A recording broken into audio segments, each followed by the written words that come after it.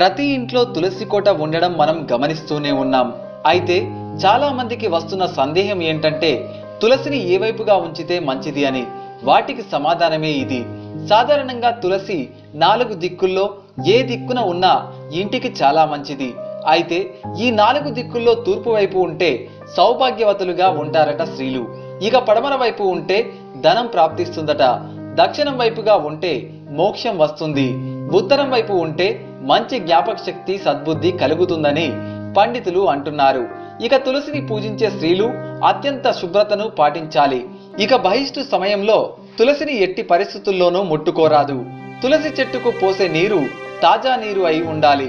ఒకవేళ తాజా నీరు లేనట్లయితే ఆ నీటిలో కాస్త పసుపు కలిపి పోయాలి. మరీ ముఖ్యమైన విషయం ఏంటంటే మీరు తులసి చెట్టుకు దగ్గరలో తలదువ్వుకుంటే ఆ వెంట్రుకలు గనక పొరపాటున తులసి చెట్టుకు చుట్టుకుంటే మీరు అనారోగ్య